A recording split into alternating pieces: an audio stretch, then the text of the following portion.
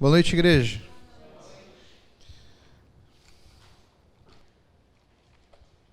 Hoje é o nosso culto de Natal, também é o nosso último culto do ano.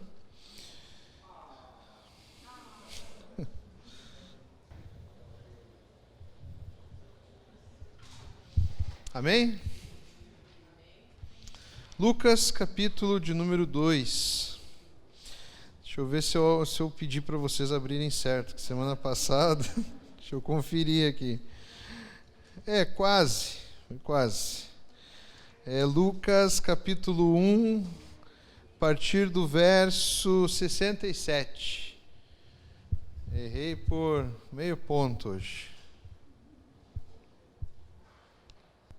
Diz assim: Então seu pai, Zacarias, ficou cheio do Espírito Santo e profetizou: Seja bendito o Deus de Israel, pois visitou e resgatou o seu povo. Ele nos enviou poderosa salvação da linhagem real de seu servo Davi, como havia prometido muito tempo atrás por meio de seus santos profetas. Agora seremos salvos de nossos inimigos e de todos que nos odeiam. Ele foi misericordioso com nossos antepassados ao lembrar-se de sua santa aliança, o juramento solene que fez com nosso antepassado Abraão. Prometeu livrar-nos de nossos inimigos para o servirmos sem medo, em santidade e justiça enquanto vivermos. E você, meu filhinho, será chamado profeta do Altíssimo, pois preparará o caminho para o Senhor. Dirá a seu povo como encontrar salvação, por meio do perdão de seus pecados. Graça à eterna misericórdia de nosso Deus, a luz da manhã, vinda do céu, está prestes a raiar sobre nós, para iluminar aqueles que estão na escuridão e na sombra da morte e nos guiar para o caminho da paz. João cresceu e se fortaleceu em espírito e viveu no deserto até chegar o tempo de se apresentar ao povo de Israel. Amém? Só para você entender o contexto em que Zacarias faz essa oração, faz essa profecia aqui. Zacarias, ele teve dois presentes de Deus. Um presente de Deus é que um anjo chegou até ele, enquanto ele, não sei se você vai lembrar, mas na mensagem passada nós falamos que o nascimento de Jesus, ele é o fato e o símbolo de muitas coisas. E uma delas é que Jesus veio para nos reconciliar com Deus. Ele traz paz e nos reconcilia com Deus. E nós falamos semana passada, demos o exemplo de como o povo, na esperança daquele, o Messias, que iria vir, ou seja, Jesus, na esperança que Jesus um dia iria vir para resolver o maior dos seus pecados, o maior dos seus problemas, que é o pecado. O povo, ele tinha o dia da expiação lá. Eu citei o exemplo do bode expiatório. Todo ano o povo tinha lá o sacrifício, que ele sacrificava alguns animais na esperança de que um dia todos os seus problemas, toda a raiz do seu problema, que era a separação de Deus e os seus pecados, fossem resolvidos. E durante toda a história do povo de Israel, nós vamos ver esse momento de sacrifício sendo feito. E aqui no começo do livro de Lucas, Zacarias, ele era um sacerdote. E ele teve o privilégio, porque não eram todos os sacerdotes que tinham acesso ao templo. Nessa época aqui do Novo Testamento, o povo adorava a Deus através do templo. Lá no Antigo Testamento era através do tabernáculo. Aqui o povo já estava mais organizado, então era através do templo. Só que o povo, ele não podia entrar no templo, como eu falei semana passada. O povo ficava lá fora, orando, intercedendo. E só o sumo sacerdote entrava uma vez por ano no Santo dos Santos, que ficava separado por um véu. Então, esse lugar que era representava a presença de Deus, só o sumo sacerdote podia entrar uma vez por ano. Nós vimos semana passada que Jesus, quando finda o seu tempo aqui, depois que ele morre na cruz, no final de Mateus, lá vai dizer que o véu se rasgou. Ou seja, agora não há mais, nós não precisamos mais de um sacerdote, de um sumo sacerdote para chegar até Deus. Você tem acesso a Deus. Você não precisa vir ao templo especificamente, você pode chegar a Deus através da sua oração.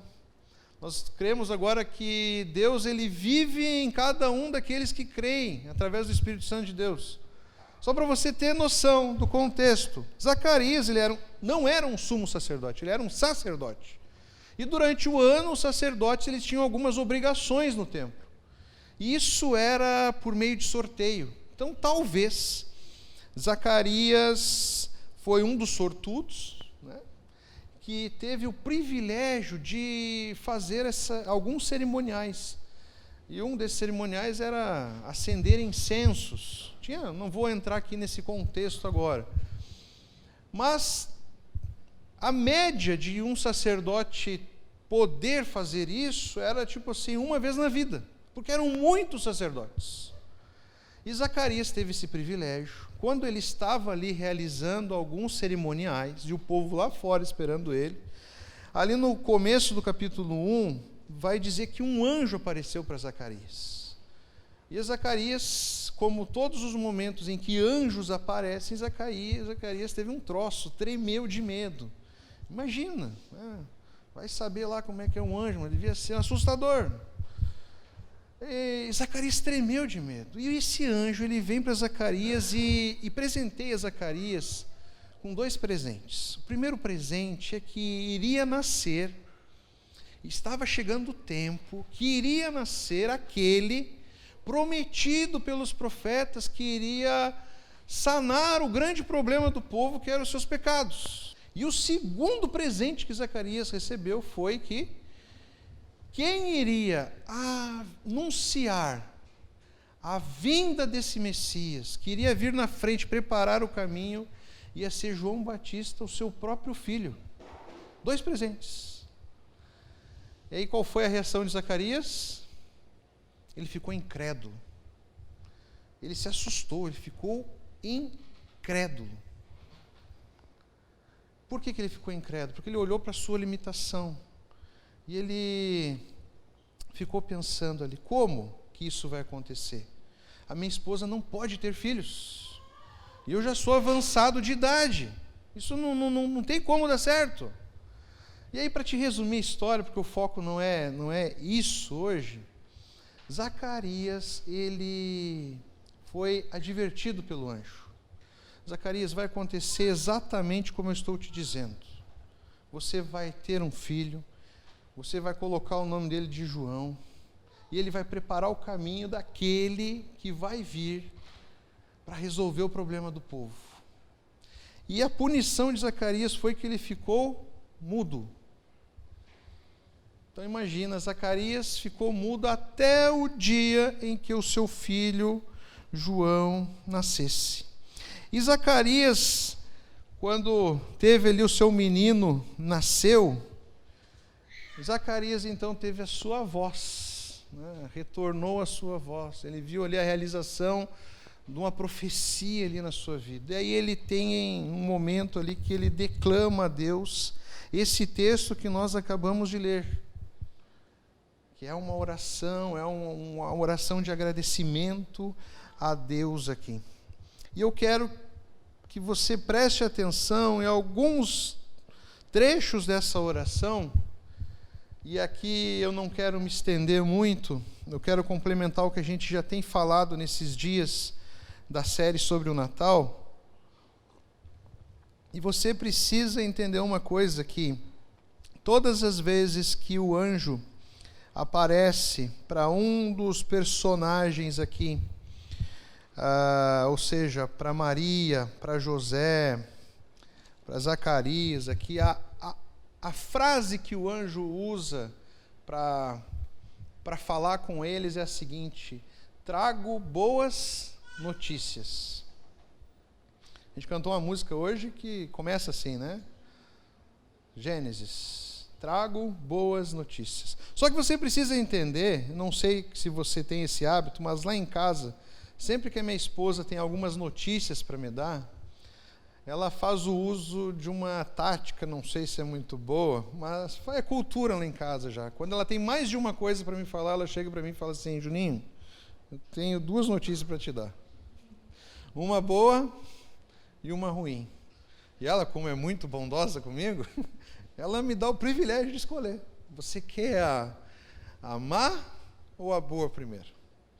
Eu sempre escolho a má primeiro, na esperança que a boa, entendeu? Traga aquele refrigério, aquela... Tá, beleza, tu me deu uma péssima notícia, mas pelo menos essa boa equilibrou as coisas. Nem sempre acontece, mas é a esperança que nós temos. Você precisa entender que essas boas notícias, elas são chamadas pela igreja, até pela própria Escritura, como boas novas. O Natal é o anúncio de uma boa nova. Mas que boa nova! Que Jesus nasceu. Só que ao recebermos essa notícia de boa nova, automaticamente já vem uma notícia ruim. Aqui o povo ele já sabia da notícia ruim, mas se você está ouvindo do Evangelho pela primeira vez, você precisa entender que a boa nova de Jesus ela vem acompanhada por uma má notícia. Por quê? Porque a boa nova de Jesus é que nasceu o Salvador. E aí é uma questão óbvia: se nasceu o Salvador, significa que alguém precisa de salvação. Alguém está numa situação em que precisa ser salvo. Eu gosto de um exemplo muito bobinho, mas real, quando eu vou apresentar o Evangelho. Sabe quando acontece uma catástrofe? Infelizmente aqui no nosso país tem acontecido várias catástrofes. Aí os bombeiros precisam atuar, o exército precisa atuar para tirar as pessoas de uma situação de risco, de um local de risco. E aí o que acontece? As pessoas elas têm liberdade, elas não podem ser tiradas à força. Então é muito comum você ver relatos, e às vezes vai os repórteres lá e veem a situação. Eu lembro que uma das últimas que eu vi era um senhorzinho que ele estava, a casa dele tinha inundado de água e a água estava por aqui, ó. Eu lembro da reportagem na porta da casa dele, eles em cima de um barco ali, e aquele senhorzinho, ele não queria ajuda, ele não queria ser salvo, porque ele achava que a situação dele não era necessária uma salvação. E aí eu te trago de novo a foto do registro. Esse senhorzinho estava dentro de casa com a água pelo pescoço, ironizando aqui um pouco a situação, como se ele estivesse dizendo assim: não tem nada de errado aqui não, está tudo bem, logo essa água vai passar. Infelizmente, meus irmãos, muitas pessoas morrem por não reconhecerem que precisam de salvação. O povo sabia que precisava de salvação. Então, ou seja, ele sabia que ao longo da história a palavra de Deus já apontava. Aqui, se você for ver, o profeta aqui, Zacarias, aqui, ele em vários momentos ele fala de salvação. Todos os textos que nós lemos, desde o começo da série, estavam apontando para a salvação. Salvação do quê, meus irmãos? Salvação dos nossos pecados. Um dos textos que nós vimos era o que Jesus é a luz que veio em um mundo que estava em meio a trevas. Trevas simbolizam o pecado. A luz de Jesus simboliza a salvação. Eu sei que você pode estar aí pensando, mas sério, o senhor está falando de pecado de novo? Fazer o quê, meu amigo? Fazer o quê? Natal significa isso, que nós precisamos de salvação, e o motivo dessa salvação é o pecado. E ele vai repetir de novo ali, ó. prometeu livrar-nos de nossos inimigos, para o servirmos sem medo. Eu sei que na cabeça de muito crente, inimigo para ele é o diabo. Eu sei que para muito cristão, e eu não estou dizendo que o diabo não é inimigo, ele sim é inimigo, mas você sabe qual é o maior inimigo que nós temos? Você sabe qual é o maior inimigo que você tem? É você mesmo, sou eu mesmo. Às vezes nós colocamos culpa para os problemas sempre, eu não fiz isso, eu fiz isso porque o diabo foi e fez isso comigo. Às vezes, meus irmãos, nós estamos tão mergulhados no pecado que o diabo está dando risada, dizendo assim, aquele lá eu não preciso fazer nada. Ele se perde com ele mesmo, o próprio pecado que habita no seu coração, e ele não busca a ajuda de Deus, ele não reconhece que tem um problema. Se você está ouvindo o Evangelho hoje pela primeira vez, saiba que nós temos um grande problema. Assim como aquele senhorzinho estava inundado pela água do rio, nós temos um grande problema. Nós nascemos pecadores, fruto lá, herdeiros de Adão, frutos desse pecado que nos afasta de Deus. Esse pecado, todas as coisas ruins desse mundo, todas as doenças, todos os problemas psicológicos, tudo que há de ruim na humanidade, a raiz dos problemas são os pecados. Por isso que o mundo jaz do maligno, porque é um mundo mergulhado no pecado. Então vem uma boa notícia para você. Primeiro, você precisa entender que você precisa de salvação. Jesus é salvação. Ou seja, você tem um grande problema, mas a palavra de Deus, resumida ali em João 3,16, vai dizer, porque Deus amou o mundo de tal maneira, que deu a vida do seu Filho unigênito, para que todo aquele que nele crê não pereça, mas tenha a vida eterna. Para todo aquele que nele crê, nós podemos interpretar como para todo aquele que reconhece que tem um problema e que reconhece que necessita de um Salvador. E a pergunta que eu quero que você reflita é: você entende que você tem um problema? Que todos os seus problemas têm como raiz o pecado? Que você necessita, para vencer esse problema, você precisa de um Salvador. E a Bíblia nos apresenta um Salvador. Vai dizer que não há outro caminho. O próprio Jesus, ele mesmo se declara: eu sou o caminho, a verdade e a vida.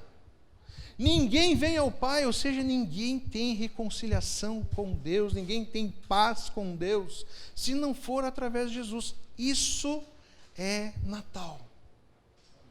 Por isso que Natal e Páscoa não são datas tristes, porque nós recebemos uma má notícia, mas a segunda notícia é as boas novas. É a melhor notícia de todas. Jesus um dia nasceu. Ao refletir aqui, ele vai dizer ali, João iria preparar o caminho do Senhor. Que Senhor é esse? O Senhor Jesus. E no versículo 77, ele vai dizer, ele dirá ao seu povo como encontrar salvação. De novo, João Batista veio para apontar para o povo, a salvação está chegando. A salvação está chegando. E sabe qual era a mensagem de João Batista? A mensagem de arrependimento. Pelo quê, meus irmãos? Pelos seus pecados. E ele apresentava uma mensagem de que o povo iria ser salvo pelo perdão dos seus pecados. Quem iria perdoar os seus pecados? Deus, através de Jesus. De novo, você viu que em várias vezes ele está apontando aqui, que precisa de uma salvação, que nós precisamos de perdão. Lá no finalzinho ele vai dizer, lá no verso 69, vamos um pouco antes, no verso 78, graças à eterna misericórdia do nosso Deus, a luz da manhã vinda do céu está prestes a raiar sobre nós, para iluminar aqueles que estão na escuridão e na sombra da morte, e nos guiar ao caminho de paz. Jesus veio nos guiar por um caminho de paz. Esse é Natal. Natal é a solução dos nossos problemas. Nós temos uma grande dificuldade, muitas vezes, em lidar com o ensinamento bíblico. E, por exemplo, nós diminuímos o alcance do pecado na nossa vida e nós diminuímos o alcance da salvação de Jesus na nossa vida. Nós achamos que isso aqui é só teoria. É só teoria. Aí você está aí na sua cabeça aí, ó, final de ano, meus irmãos, todo mundo cansado, né? Não é? Talvez hoje você veio aqui, ó, se arrastando. E sabe o que mais nos cansa? Não é o cansaço físico, é o acúmulo dos nossos problemas. Sejam eles financeiros, sejam eles... Interessante, né, que Jesus ele veio nos reconciliar com o nosso relacionamento com Deus e com os homens. E os nossos relacionamentos pessoais, que tiram o nosso sono, tiram a nossa paz. De onde vêm esses problemas? Qual é a raiz desses problemas? É o pecado. Você está entendendo que todos os problemas que você tem, a raiz deles é o pecado? Finalizando um ano, você deve estar aí, ó, pensando aí, tomara que o culto não demore, porque eu tenho pouco tempo para tentar dar conta do que eu não dei o ano inteiro todo, para começar o ano novo bem. Você sabe qual é a certeza? A Manu falou aqui que ela fracassou ao colocar Deus como centro. Você sabe qual é a certeza? Eu vou te dar certeza para você, para o ano que vem. Vou te dizer algo que aconteceu com certeza esse ano na sua vida e vai acontecer com certeza o ano que vem. Vai acontecer na sua vida. Você está pronto para receber o que eu vou dizer para você? Eu ouvi um amém. Agora segura no osso do peito. Você sabe qual é a certeza? Você pode esperar. Você vai fracassar. Você vai fracassar.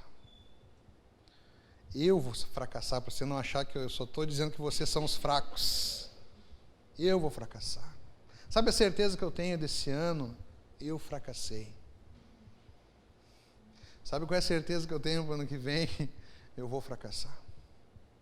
Eu não estou aqui dizendo que você deve ser irresponsável com a sua vida e não fazer de tudo para, nas suas metas, como um bom esposo, um bom cristão, um bom filho, você não tente sempre ao máximo fazer com que as coisas dê certo. Mas tem uma coisa que você precisa entender, é que o sucesso da nossa vida, se você crê que Jesus Cristo é essencial, o sucesso da nossa vida não está no nosso desempenho, nas nossas forças, está na graça de Deus. A salvação de Jesus quer dizer que Ele nos salva de nós mesmos. Eu sempre cito aqui as minhas filhas e o meu relacionamento com elas, e algo que eu sempre digo é o seguinte: como elas me ensinam e como eu tenho aprendido. E uma das minhas preocupações que eu sempre estou compartilhando, quando eu estou falando sobre a palavra de Deus e dando exemplo, a minha vida hoje como pai, algo que eu sempre estou dizendo é o seguinte: a preocupação que eu tenho, será que eu vou ser capaz de educar as minhas filhas? E todo mundo que eu vou conversar sobre filho, a frase é a mesma: você não tem medo, não? De criar as tuas filhas nesse mundo? É lógico que eu tenho medo. Olha o mundo do jeito que está. É lógico que em alguns momentos o coração estremece, vem momentos de incredulidade. E sabe uma coisa que eu tenho aprendido, meus irmãos? Cada dia que passa, que eu vou olhando como eu tenho me saído como pai. Hoje é um dia desses. Hoje à tarde eu fiz uma oração para Deus, pedindo perdão a Deus e pedindo a Deus, Deus, me ensina a ser um pai melhor. Porque eu estou na sensação, meu Deus, que eu estou fracassando. E na verdade, meu Deus, eu sei que eu estou fracassando. E sabe qual é a minha esperança, meus irmãos? Sabe por que eu oro a Deus? Para que Ele, na sua graça, Ele cubra os meus erros e minhas falhas. Porque eu sei de uma coisa, eu vou fracassar. Vai chegar no final das contas, eu vou fracassar como pai. Porque eu não vou conseguir ser perfeito. É muito difícil. Eu fico olhando assim, cada atitude, será que eu tive a atitude certa aqui? Você acha que você vai acertar em todas as suas decisões, meu irmão? A vida é feita de decisões. Você acha que você acertou em todas as suas decisões esse ano? Você acha que você vai acertar no ano que vem em todas? Por isso que eu creio que a salvação que Jesus nos traz, primeiro a respeito da nossa vida e dos nossos pecados, mas ela abrange a nossa vida diária. Ele nos salva de nós mesmos todos os dias, porque em alguns momentos nós vamos fracassar. Você está ali, tentando ser um bom esposo. Você está tentando ser um bom marido. Você reage sempre bem às dificuldades que tem no dia a dia? Você está cansado, final de ano, não pagou as contas ainda. A esposa também não está nos melhores dias. Estão passando, nem sempre nós vamos reagir bem.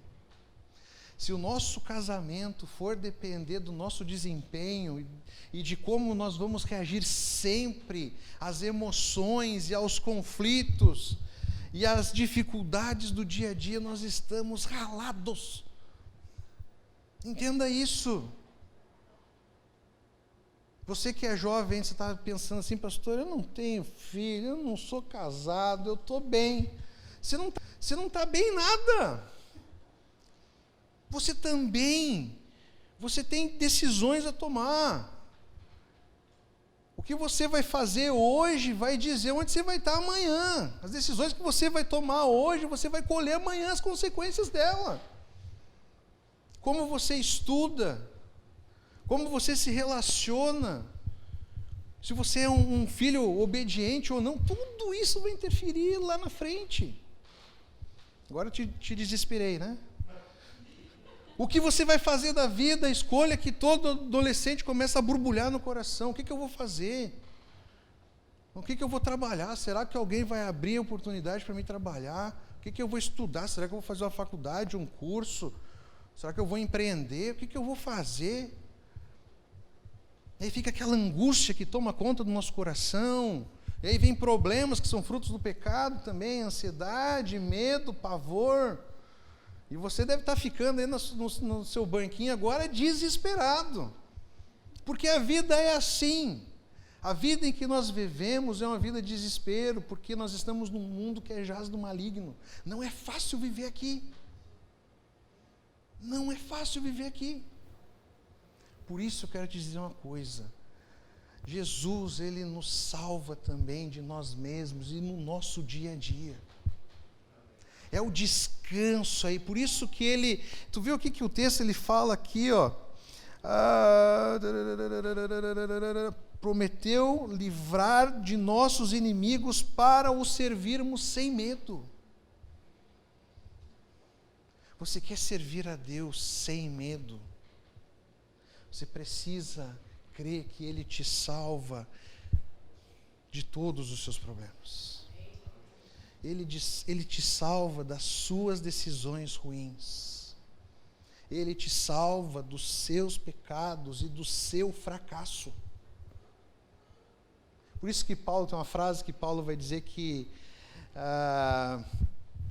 quando ele está fraco é que ele está forte. Por quê? Porque na nossa fraqueza a graça de Deus habita. Inunda. Por isso que quando nós estamos fortes e orgulhosos desse mundo, é um impedimento para nós reconhecermos que precisamos de salvação. Por quê? Uma pessoa que está bem da saúde, que está bem financeiramente, ela olha para a sua vida e vê, eu não preciso de ajuda, eu não preciso de salvação, está tudo bem. Tudo bem. E o que Jesus faz? Ele nos quebra. Ele manda uma pandemia para ensinar que não há salvação a não ser nele. Aí numa pandemia, o que nós fazemos? Desesperadamente, por conta de a pandemia, ela atingiu e atacou todas as nossas esferas familiares, famílias que não viviam juntas, foram obrigadas a viver juntas na mesma casa. Nem toda a casa foi as mil maravilhas. Teve casa aí que foi um Deus nos acuda. Foi desespero. Vou ter que aguentar minha mulher todos os dias agora. Eu pelo menos tinha o trabalho que eu saía. E ficava. A pandemia veio e nos tirou o dinheiro. A pandemia veio e intensificou nossos problemas psicológicos. Não é assim? Eu tenho uma coisa que eu gosto muito de estudar, essas questões psicológicas, sentimentais, faz parte da minha vida como pastor. Gente, vocês não têm ideia. Eu acho que vocês têm um pouco de ideia o quanto as pessoas estão doentes. Vocês sentados, você deve estar pensando assim, sim, eu estou doente. Você viu só como o pecado vai se alastrando? Deus veio, nos colocou numa posição para mostrar assim, olha, entenda uma coisa. Não importa o quanto você se sinta forte, não importa o quanto você se sinta fraco, você precisa entender uma coisa. A salvação e a segurança está em viver uma vida na minha presença. Por isso que viver com Jesus é viver sem medo, porque nós entendemos que nós vamos nos esforçar, nós vamos lutar para ter uma vida de obediência a Ele, mas sabemos que no final das contas, nós estamos nas mãos de Deus. Só nós dependemos da graça de Deus para viver. Porque se formos depender do nosso desempenho, nós vamos fracassar. Por isso que tem um salmo que eu gosto muito, que é: entregue o teu caminho ao Senhor e Ele tudo fará. Você precisa entender que se você sempre for puxar a responsabilidade da sua vida como um todo, achar que você é a solução para todos os seus problemas, você vai ter uma vida de fracasso, de frustração. Porque você não é capaz de prover tudo o que você precisa. O nosso Criador sabe tudo o que nós precisamos. Por isso que Ele proveu para nós salvação. E a salvação, ela não vem de nós, ela vem de Deus para nós. Ela veio do céu para nós. Ela veio através do Filho de Deus, segunda pessoa da Trindade, o próprio Deus, que deu a sua vida por nós. Ele não só nasceu, Ele viveu por nós, porque Ele cumpriu tudo aquilo que nós fracassamos. O povo não foi capaz de cumprir a lei de Deus. Jesus veio, cumpriu toda a lei. O ápice da salvação foi na cruz. Onde ali na cruz, Ele deu a sua vida por completo pelos nossos pecados. Viver com Jesus, meus irmãos, não significa que você não vai ter problemas. E se você for pensar por uma questão lógica, se o mundo jaz do maligno, significa que o mundo ele não gosta de Jesus. Uma vez eu ouvi alguém refletindo acerca desse tema, e uma observação muito boa. Vocês já viram que muita gente tem ódio do Natal, ódio de Jesus. E o ódio que a gente vê lá, o próprio Herodes. Herodes teve ódio de um neném, mandou matar todos os meninos recém-nascidos. E hoje, cada vez mais, nós vemos manifestações de ódio acerca de Jesus, acerca de um neném. Por que o mundo tem ódio de Jesus? Por que o mundo vai ser tão difícil para você ser um seguidor de Cristo? Porque o mundo não quer Jesus, o mundo não quer salvação. O mundo está escravo dos seus pecados, está escravo, aí entra o nosso outro inimigo, Satanás, que usa dos pecados para nos tentar e nos levar para cada vez mais para longe de Deus. Esse mundo não quer a presença de Deus. Ele não quer que você encontre salvação. Ele não quer que você seja alcançado pela graça de Deus. Ele não quer que você pegue e se dobre diante de Deus e faça uma oração reconhecendo que você tem um problema, reconhecendo que você é pecador e que você necessita de salvação. O mundo não quer que você se prostes ao Rei dos Reis, que você diga assim: Jesus, eu não sou nada sem Ti. Que minha vida, ela possa estar nas Suas mãos. Isso não vai dizer que você não vai ter problema, pelo contrário, se você está num mundo que não gosta de Jesus, você vai ter muito problema. Mas sabe o que acontece? Você tem a companhia de um Deus que não te abandona, nem no vale da sombra da morte. Amém. Nem no momento em que a vida se findar para você, as trevas vão te alcançar. Porque Jesus, Ele estará contigo. Amém. Nem no vale da sombra da morte. Esse é o Deus em que nós cremos, um Deus que se faz menino, um Deus que vive aqui nesse mundo, se desfaz da sua grandeza para derramar graça nas nossas vidas. E eu quero que você entenda isso. Apesar dos nossos problemas, dos nossos desafios, eu não sei o que você tem sofrido, eu não sei o que tem agoniado o seu coração, mas independente se você vai fazer lista ou não, entendeu? Não tem problema você fazer lista ou não, não tem problema, fica à vontade. Entendeu? Às vezes eu faço, às vezes não faço, mas entenda uma coisa: entregue a sua vida nas mãos de Deus e descanse na certeza que Deus vai suprir as tuas fraquezas. Você não vai ser o super-homem. Você não vai ser a Mulher Maravilha. Eu sei que você já deve ter sonhado, você que é criança, adolescente, sonha. A minha filha está nessa vibe agora de querer ser super-herói. E eu olho para ela assim: minha filha, aproveita esse tempo de ficção, de imaginação. Mas no fundo, nós sabemos que nós não somos super-heróis e que nós não vamos ser. Se você ainda acredita que você vai ser um super-herói, calma, espera, que o tombo está perto. Uma hora você vai cair do cavalo. Agora, procure viver uma vida reta. O texto vai falar aqui que Ele prometeu nos livrar de nossos inimigos, que é isso que nós não conseguimos fazer. Nós não conseguimos vencer o nosso inimigo, o pecado, Satanás, nós mesmos. E Ele faz isso para que nós possamos servir a Ele sem medo, em santidade e justiça enquanto vivermos.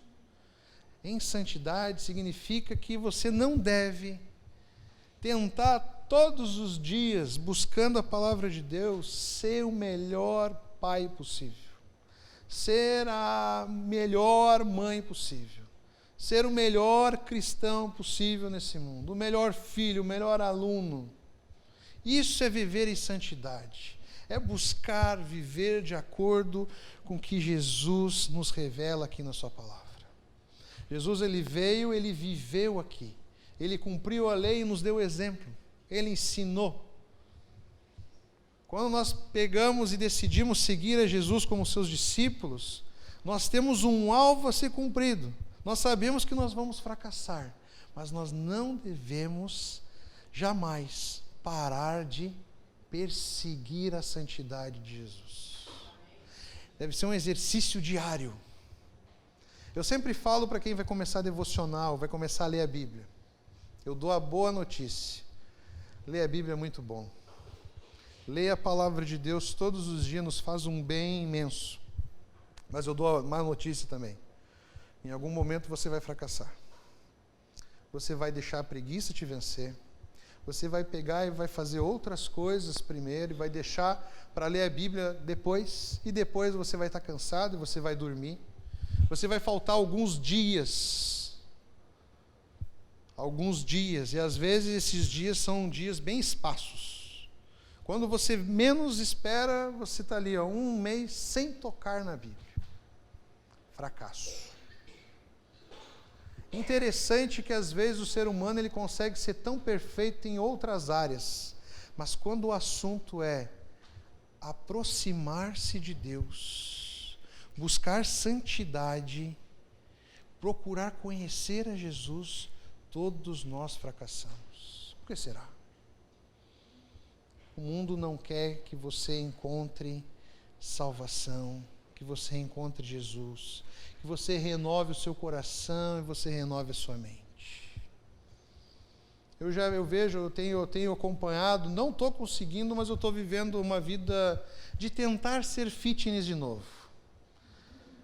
Tive sucesso? É óbvio que não. Fracassei. Mas eu tenho visto vídeos, vendo os caras falando da saúde, eu vejo as pessoas dizendo assim, eu fui na academia todos os dias, me bate uma vergonha, algo assim, nossa. Só que é muito raro, e eu digo para vocês aqui, eu fracassei esse ano. Alguém que diga assim, e tu tem que ir num mundo de mentiras, você não sabe se é verdade. Alguém que diga e saiba conscientemente assim, eu busquei a Deus todos os dias. Já parou para pensar nisso?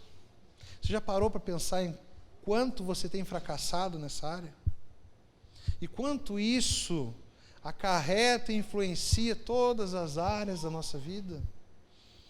É algo que eu quero que você reflita. Eu já estou pensando aqui no início de ano. Você precisa entender. Todo mundo que eu vou aconselhar, que eu vou ajudar, vou orar junto, eu faço uma pergunta. É certo. Se você já conversou comigo, você sabe que eu vou fazer essa pergunta. Como está a sua vida devocional? Nós temos muita dificuldade. E eu vou dizer assim, é impossível resolver os nossos problemas quando Jesus não está presente na nossa vida. Entenda isso e grave isso para esse ano que se inicia. Se é que muda alguma coisa. Mas pelo menos psicologicamente você faça aí um planejamento para zerar a vida, né? Agora eu vou zerar. Não vou gastar demais, não vou comer demais, né? Aquelas coisinhas. Entenda uma coisa. É impossível resolver os problemas da nossa vida se Jesus não está presente. É impossível. É impossível. Você sabe aonde que estava os fariseus, os sacerdotes, os mestres da lei, quando Jesus nasceu? Você sabe onde que eles estavam? No palácio aconselhando Herodes. Eles não tinham ideia de onde Jesus iria nascer. E eles foram coniventes com um dos maiores massacres que houve na época. Aqueles que deveriam saber aonde Jesus iria nascer, ou pelo menos estarem com os braços abertos para receber o Salvador. Zacarias, que leu essa oração linda que nós acabamos de ler, ele estava no lugar onde era mais próximo fisicamente de estar na presença de Deus. Ele estava a um passo do Santo dos Santos. E quando o anjo se revelou a ele, ele foi incrédulo. Você pode ser religioso, você pode vir na igreja, você pode se vestir como um crente, você pode ter 5 Bíblias em casa, mas se você não viver com Jesus, você não tem nada. Entenda isso. Você é um fake. Você é oco. Só aparência. Entenda uma coisa. Quem traz salvação para a nossa vida, quem traz esperança, quem tira o nosso medo, lança fora todo o temor, aquele que nos traz descanso, aquele que acalma o nosso coração, nos dá uma esperança que não tem nem essa hipótese que é a última que morre. É uma esperança que vive para todo sempre. O nome dele é Jesus. Talvez a sua vida possa estar em frangalhos. O teu casamento pode estar na pior situação possível. A tua relação familiar pode estar só os cabinhos. Entenda uma coisa: só há salvação se Jesus estiver na nossa vida. Vida diária. Que possa brotar do nosso coração lágrimas de arrependimento sincero quando nós nos percebemos e vemos assim: nossa, Jesus não é o centro da minha vida. Que não possa ser uma coisa assim: não li a Bíblia hoje, amanhã eu leio. Não. O fato de nós vermos como está a nossa relação com Deus deve fazer o nosso coração chorar. Isso é temor a Deus. Isso é entender o quanto Jesus representa na nossa vida. A gente usa de uma coisa simbólica isso, Jesus fazer parte da nossa vida, mas entenda que quando nós encontramos Jesus, Ele pega e nos destrói e nos faz de novo. Nós morremos para o velho homem e agora nós somos uma nova criatura. Essa nova criatura significa que todo o nosso ser louva ao Senhor. Tudo que nós formos fazer está sendo feito em adoração ao nosso Deus. Meus irmãos, Deus nos dá uma nova oportunidade de realmente buscarmos o Salvador, reconhecermos, quebrarmos o nosso orgulho, de reconhecermos: eu preciso de ajuda, de crer e confiar que Deus vai suprir as nossas fraquezas. Tira esse medo e essa ansiedade de achar que depende de você. Trabalhe. Busque na palavra de Deus ser um discípulo de Jesus, perfeito, mas entenda, você vai precisar da graça de Jesus. Vai precisar da graça de Jesus. Eu gosto de uma expressão que nós usamos e é bom quando ela é verdadeira. Eu estou aqui pela graça de Jesus. Eu levantei hoje pela graça de Jesus.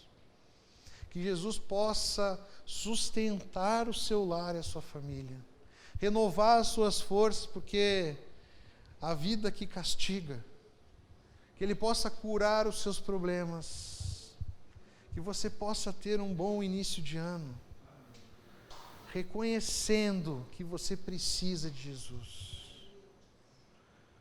Se você não está conseguindo quebrar o seu orgulho, ore para Jesus e saiba que Ele vai quebrar. Ele vai quebrar. Amém, meus irmãos?